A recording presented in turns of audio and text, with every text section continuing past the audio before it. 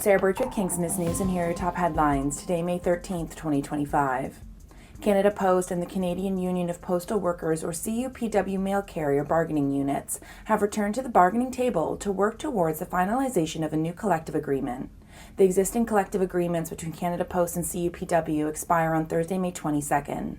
Should the parties fail to come to an agreement before that time, Canada Post mail could be disrupted beginning on that date, a situation many across the country are familiar with given the November 15th to December 17th postal strike in 2024.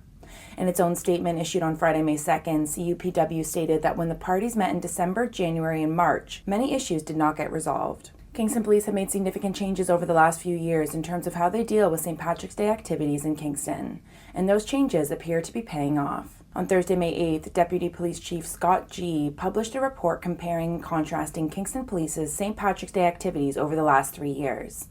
The St. Patrick's Day 2025 report first examines the 2024 St. Patrick's Day festivities, noting that they differed vastly from those in 2023. Those in attendance in 2024 were seemingly much better behaved than in past years. There were no significant incidents or injuries, and officers observed what they called a much more respectful crowd.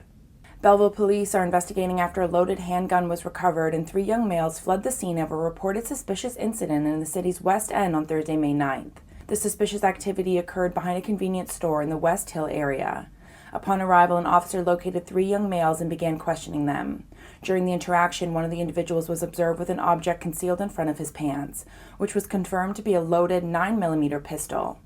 All 3 males fled on foot in different directions, and despite an extensive search of the area, the suspects were not located. Anyone with information is asked to contact Belleville Police at 613-966-0882. For more stories from the Quinte and Belleville area, visit our sister site, Quintius.com. Use my code SarahB2025 for 10% off.